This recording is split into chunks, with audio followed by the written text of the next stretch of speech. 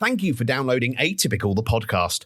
If you enjoy our work, all we ask is that you leave us a review in your podcast player and share it with your friends. It helps us reach more people, and it's always great to hear from you. Thank you again, and we hope you enjoyed this episode of Atypical, the podcast.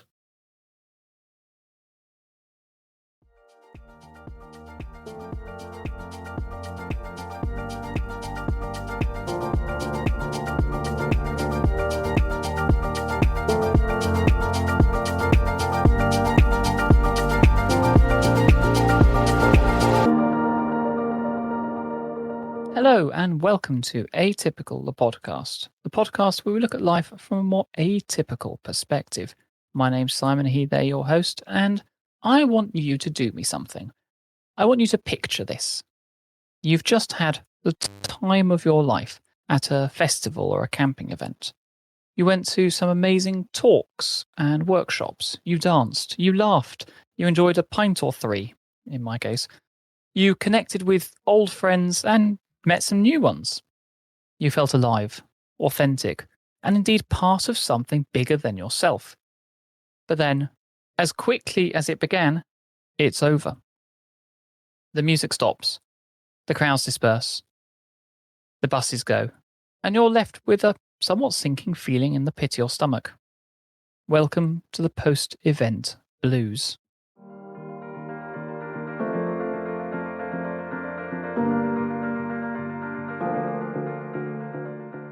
It turns out you're not alone.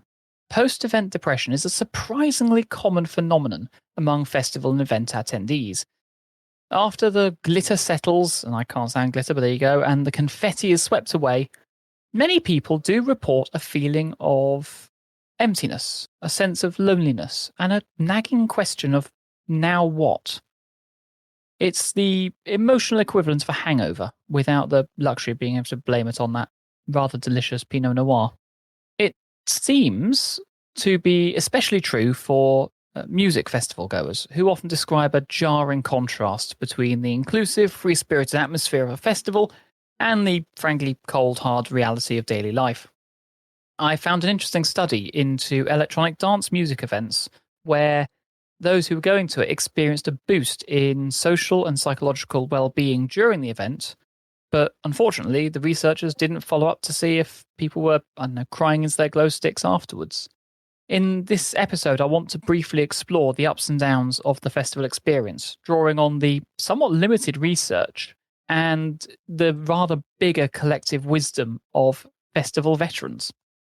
So grab your flower crown, your cat ears, your UV paint, your talk notes, and yes, a pint, and let's get a little bit more introspective.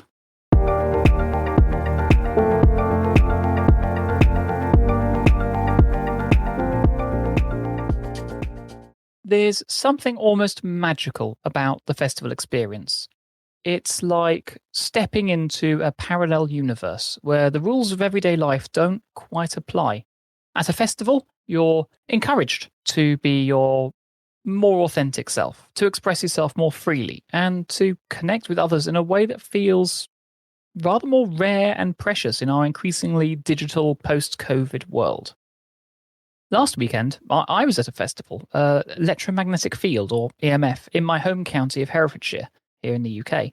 I'd only heard of it some 7 or 8 weeks previous, and turned out I knew a few people who were going. I was invited along and camped out with the Fairy High Commission, and I spent time with my friend and his village as well, and managed to give a talk in a workshop. I did some volunteering, and I generally had a great time. I spoke to new people from around the world. I attended some pretty damn amazing talks, and there was a little bit of the old head bopping to a certain good DJ set on Saturday evening. But this was, in fact, only my second festival as a punter, and it's really very difficult from that side. One of the most striking things about festivals is that sense of community that they foster. In that study I mentioned on EDM events, the researchers found that attendees experienced a strong sense of belonging and social connection, even with strangers. There's a feeling that they're all in it together, bound by a shared love of the music or the event's theme. At EMF, it wasn't so much the music for me, although that was great. But the feeling that a few thousand really interesting people have come together to share their love for sharing, for bringing along their passion projects, for wanting to create a place to talk about them, to grow, to share, to understand, to make new friends, and indeed, obviously, with lots of them, see old ones. But it's not just about the social connections. Festivals also provide a space for intense emotional experiences. A Vice article on the subject from 2015 describes it as a fairy tale world where everybody accepts you for what you are. There's a sense of freedom, a sense of possibility in the air, a feeling that anything could happen. Of course, the festival experience isn't all sunshine and rainbows, or for several days, mud, rain, and Wellington boots. There can, of course, be challenges, even without my being autistic and ADHD and what felt like being the only non-programmer or coder in a sea of people. There are the crowds, there's discomfort, there's sleep deprivation, there's outdoor loos and different food.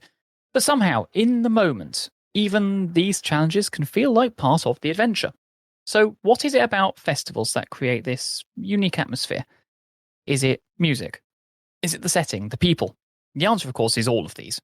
But there's also something more intangible at play, a sense of stepping outside your normal life and into a space where the unexpected is possible, where personal transformation is not off the table. Some of the literature I've been reading on this has called this a collective effervescence, a sort of magic elixir, if you will, for festivals and mass gatherings. This isn't just your everyday joy or garden variety good vibes we're talking here. This is the sort of the next level. We're in the realm of transcendental emotional experiences, and that was a quote, by the way, that can make you feel simultaneously pumped up, blissed out, and indeed deeply connected to your fellow humans. Think of it like this. You know how sometimes you're at a concert or your favorite football, sport, playing game thing, and the energy of the crowd just lifts you up. You can feel it blowing through you. You find yourself, I don't know, high-fiving strangers or singing at the top of your lungs. Sometimes, maybe shedding a tear when the wrong team scores in the goal. You'd never admit it, obviously. You feel part of something bigger than yourself. Those boundaries between you and others seem to melt away, and you're just riding this collective wave of joy and unity. That is a prime example of this collective effervescence. And the beauty of it is, while feeling good is certainly a big part of the draw, the collective effervescence isn't just about hedonism and thrill-seeking.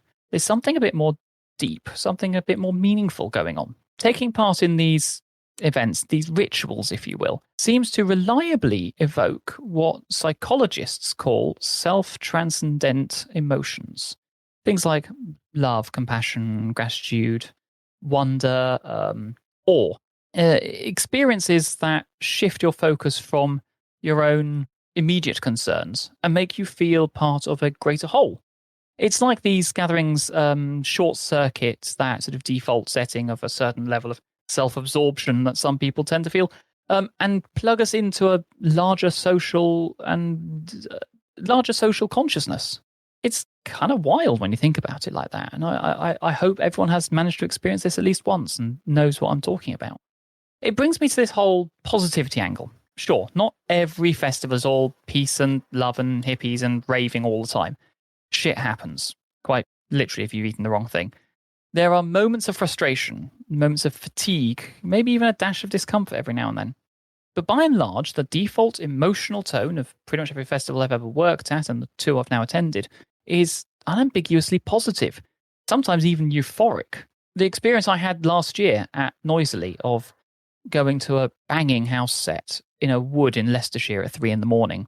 was absolutely all of those things. It was a bit uncomfortable. I was incredibly tired, but I was taken away by the people around me, by the music, by the place. And what's really interesting is that this kind of euphoria is borne out by admittedly not a huge amount, but borne out by research. When surveyed, the vast majority of festival goers report powerful positive emotions as their primary takeaway. We're talking perma-smiles, full hearts, the joie de vivre, firing all cylinders. That joy and happiness and excitement and elation. And I'm going to start sounding like Nicholas Parsons in a minute. The whole thing is there. Even in studies that gave people the option to report negative emotions, the positive vibes consistently won out by quite a significant margin. It's like festivals and communal gatherings are these oases of good feeling in a world that can often feel pretty meh a lot of the time, certainly in the UK. There's a chance to cut loose, to celebrate life and revel in a slightly more radical togetherness than you might find in your local neighbourhood. As for my inner cynic, and quite at the back, I can hear you giggling, I think there is something kind of beautiful and hopeful about it. The fact that even in this crazy, scary, often incredibly polarized world we live in, people still instinctively flock to these ritualized opportunities to come together, to conjure up a more joyful, loving, connected version and vision for reality, even if it's only temporary. That's like some part of us remembers that beneath all our superficial differences, we're all part of the same human family. Festivals can give us a chance to actually feel and live that, at least for a little while. And before I move on, there are aspects of this I think we should explore further. Specifically, the last couple of days, I've been really thinking deeply about this whole self-expression and nostalgia aspect of events. These are fascinating dimensions to the whole festival experience, and I'm certain others could do far better to it than me, but I really do think that they enrich our understanding of why events can be so powerful and meaningful for people. First, let's just look at that self-expression part. For many festival goers, especially those from minority communities, these events can provide a rare and quite precious opportunity to openly celebrate and take pride in your personal identity. In everyday life, they may feel pressure to downplay or hide aspects of their heritage, their culture, their identity, in order to fit in or avoid discrimination. But at a festival, many people get a big, bold permission slip to let their authentic self fly free. As I said before, I was camping with the Very High Commission, and seeing some of them able to freely and openly show and wear aspects of their sona was just frankly beautiful. Likewise, the amazing and wonderful group of trans people and their allies in the village next to us, just being able to be themselves with much less of the normal mask or fear. Several of them told me it's something that they live with all the time. It gave them space to be open and authentic. I'm going to quote something one of them told me, and I actually wrote it down. Imagine being able to proudly wear clothing that might get you strange looks on the street, to speak your personal truth without worrying about judgmental stares, to see your identity and values not just tolerated, but actively celebrated and elevated. It's a powerful thing. And thank you for the coffee as well, because it was a lovely conversation.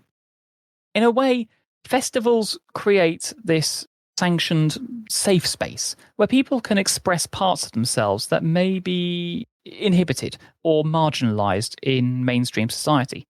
It's like a temporary suspension of the usual rules and constraints, a chance to fully embody one's cultural identity without fear or shame. And that can be incredibly liberating and validating.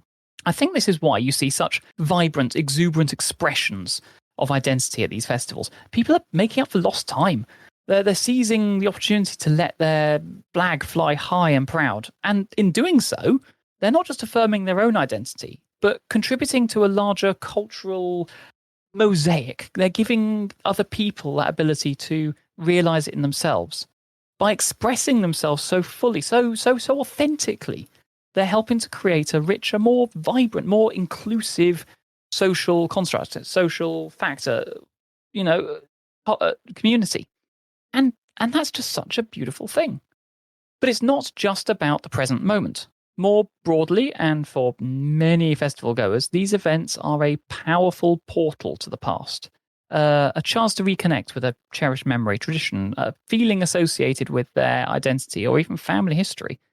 Any number of people I spoke to at some of these events in the past have been, my parents used to take me camping to festival events. This is now something I can hand on to my kids, and getting that real connection. nostalgia is a potent emotional force. Festivals often provide a pretty damn good catalyst for bringing it up. The sights, the sounds, smells, flavors of the festival environment can act as pretty vivid sensory cues, transporting people back to other times, evoking deep-rooted emotions. For me, doing a little bit of volunteering over the weekend brought me back to well over a decade of doing logistics, of planning and control for big events, of problem solving and working with others to create a space that can be enjoyed. It's slightly sad that that's perhaps my most happy place is doing that. I don't know what that says about me, but hey ho. And these nostalgic reveries can be incredibly meaningful and moving for people. It's a way of tapping into deep emotional wells of personal memory, of feeling a sense of continuity and connection with one's roots. In a quite honestly rapidly changing and often disorientating world, that kind of emotional anchoring can be quite valuable. And it's not just about sentimentality for its own sake. Research suggests that nostalgia can be a powerful psychological resource. Ask any politician. It can provide a sense of meaning and continuity in life. It can boost your mood. It can help with self-esteem. It can foster feelings of social connectedness and even increase resilience in the face of adversity and negative emotion. By providing rich opportunities for nostalgic reflection, many festivals may actually be nurturing mental health and well-being in ways we don't entirely understand or are only beginning to do so. So when we talk about the feeling of festivals, it's not just about the immediate sensory pleasures or social delights, although those are certainly important. It's about those deeper currents of self-expression and nostalgia that can make the experience so emotionally resonant and meaningful. It's all an affirmation of identity, a celebration, and a reconnection with what matters, all wrapped up in a nice big colourful sensory overloading of parties. So, yeah, collective effervescence, self-transcendence, an overwhelming flood of positive emotion. It's not too shabby, really, as psychological perks go, but it can be one that causes a bit of overload. Certainly, for me, it can do.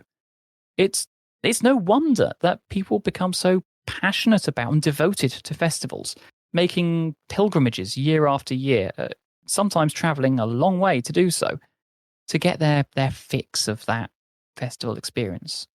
When you might feel a bit isolated and emotionally tepid, getting that shot of connectedness and joy is such a wonderful feeling. But it's not just spiritual, emotional, and mental benefits we feel at a festival. We get some physical ones as well. And this may interest some people I met last weekend, but back in 2019, the University of Sunderland did a study at Glastonbury on physical exertion at large festivals. And the researchers found that festival goers took an average of 15,661 steps per day. Now, to put that into perspective, the recommended daily step count for adults is around 10,000. So festival goers in the experiment did a mean total distance of 66.1 kilometres over the course of the event, with a daily distance of around 11 kilometres, which means that in just one day at the festival, they were walking 1.5 times the amount they typically would, or even the recommended amount is. And it's not just the number of steps.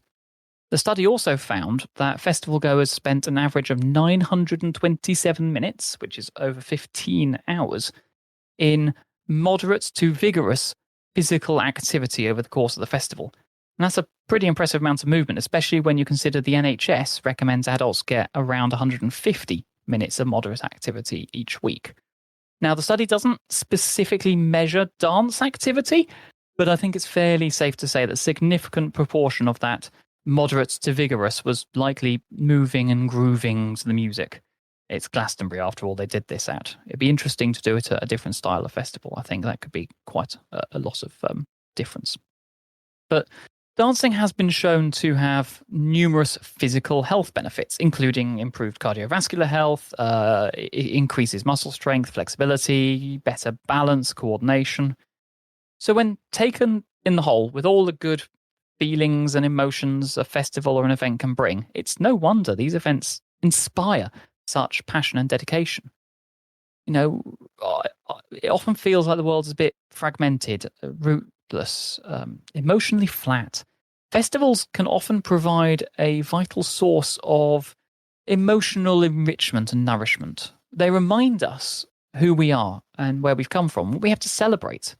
And that, I would argue, is a profoundly human need that deserves to be honoured, deserves to be sustained. My talk at the event weekend was on the birth of consciousness, and this all ties together in that creation of who we are as humans. Now, I've talked about the good parts of a festival, so let's take a closer look at the post-event slump, this depression that everyone's talking about, or at least commiserating about on my social media. What causes it? How can we cope? And most importantly, is it possible to keep the festival magic alive without quitting your job and living in a tent? And spoiler alert, yes, but it does involve a little bit more than just wearing your festival wristband to work.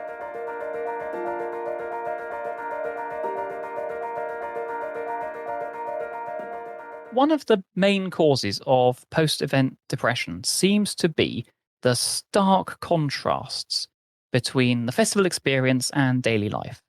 As the Vice article I mentioned earlier explains, a festival creates a temporary community that is physically, socially, and experientially separate from our daily lives. When a festival ends, and we've all got the bus and trains and everything else has to go home, we've returned to our normal routines. The difference can feel a bit jarring. That sense of belonging, of freedom, of unity that was so prevalent at the festival is suddenly gone, replaced by the beige isolation and constraints of everyday life. This contrast can lead to a pretty profound sense of loss. I've been reading articles that describe it as a crushing loneliness. I've been talking to friends who've been to different events over the last few months, and they talk about that feeling of suddenly being alone. Another friend recently shared with me a drawing that showed how they experienced the amazing highs and then crushing lows after an event. I found an article in Psychology Today that suggests that the sense of loss can be particularly acute if the festival was tied to a significant milestone or achievement, or event, I should say. A long-awaited reunion, a holiday, or reaching a personal goal. The absence of the positive stimuli, the music, the people, the talks, the atmosphere, the bar, can leave us all feeling a bit empty and directionless. But the post-event crash isn't just psychological. There's also a physiological component to consider. The excitement and intensity of the festival experience can cause the body to release a flood of neurotransmitters, including our good old friends dopamine and serotonin. Dopamine, as we all know, is associated with feelings of pleasure, reward, motivation. During the festival, the constant stimulation can keep these neurotransmitters high, so much so that last weekend I didn't even need my usual ADHD meds to stay focused and able to do stuff. But when the festival ends, the brain's supply of these feel-good chemicals can become somewhat depleted, leading quite literally to a neurochemical crash. And this can be exacerbated by other factors, sleep deprivation, poor diet and nutrition, substance use, because, drinking and other things do happen at these festivals. Events and festivals are often physically and mentally exhausting, with long days, late nights, you're sleeping not in your own bed, you get, let's say, less than optimal self-care. We all know that the body needs time to recover from intense periods of activity. And it might seem obvious, but without proper rest and food, that post-event crash is going to be more severe. It is important to note that not everyone will experience post-event depression to the same degree. Some people will bounce back quickly, while others will feel the effects for weeks. For me, I was right back into work, and I imposed, good sleep discipline on myself, and I ate some good food. I caught up with my best friend on Wednesday for a glass of wine, and we planned some future trips. It's important not to measure yourself against others. Factors like your individual brain chemistry, your personal history, different coping mechanisms can all play a role in how you respond to that post-festival period. But for many festival goers, that post-event crash is a very real and challenging experience. Understanding the psychological and physiological causes can be an important first step in developing strategies for coping and recovery. By acknowledging the intensity of the festival experience and the natural letdown that follows, festival goers, event attendees can be better prepared to navigate that transition back to normal daily life. So I can hear some of you saying, but Simon, what can we do? And I know some of you are probably wondering how you can sort of pick up the pieces and move on with your life. But fear not, my dear festival-going listeners. We here at Atypical Towers have got your back. So let's take a look at some of the coping strategies we've found are useful.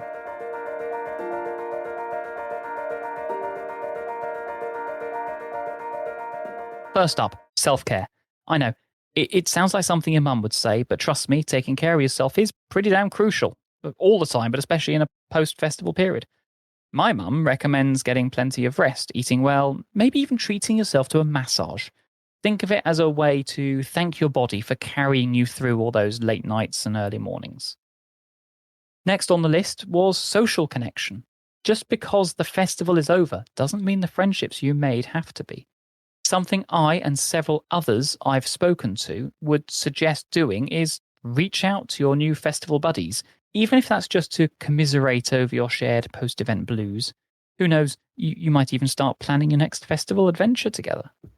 It's not just about looking forward, by the way. You should also reflect on your festival experience. That alone is often a powerful coping tool. I've mentioned in the past keeping a reflective journal as a reference back to when I trained as a nurse many, many thousands of years ago, it feels. Taking time to appreciate the positive aspects of an event, like the moments of joy, the connection, the new friends, the personal growth that you may have experienced, can really help to put that into perspective. Write them down in a journal if you're feeling extra introspective, like I often do. Talk about them with a friend over a cup of tea or a pint in the pub. And while I think of powerful tools, personal growth, goal setting is a fantastically effective way to combat post-event slump. Set yourself a new challenge, whether it's learning a new skill, like how to program in Python, or planning a nice long-distance walk. And I would highly recommend the Camino de Santiago for that, by the way. It's a great one. Having something to work towards really does give you a sense of purpose and structure. So even with that absence of the festival's inherent excitement, you can take some of that away with you and use it to build up something new. And I think possibly the most important coping strategy of all is to kind of keep a little bit of that spirit alive just in your daily life. As the Signal groups, the IRC chats, Blue Sky, and other social media has made clear to me this week, you're part of a beautiful community of like-minded people, even when you're not physically at the same event. Embrace that sense of connection, that newly inspired camaraderie. Let it give you something. And here's where that anticipation and reflection come back again. Having a new event to look forward to, whether it's another festival or a concert or just a weekend away, can be a really powerful motivator. It's a fairly well-established fact that excitement and anticipation leading up to an event are just as important as the event itself. So go on, start planning your next adventure. It'll give you something to daydream about during those long days in the office. Or do what I'm doing and plot out more episodes for your insane idea of running a podcast.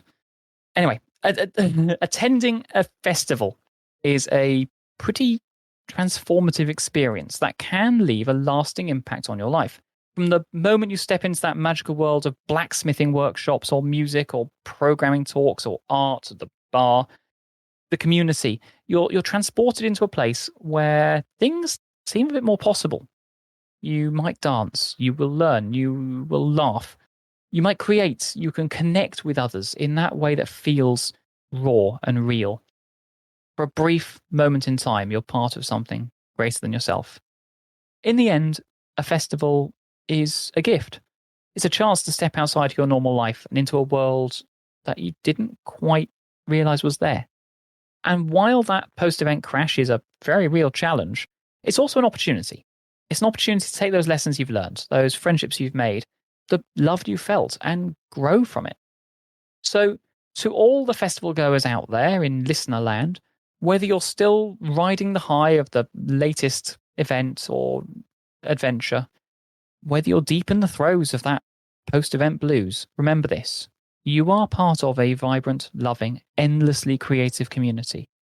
That community doesn't disappear when the festival ends. Keep dancing, keep creating, keep learning, keep sharing, keep spreading that event even in the midst of your daily grind. Because in the end, that's what a festival spirit is, what it's all about, finding the extraordinary in the ordinary. And if all else fails, just remember, there's always next year.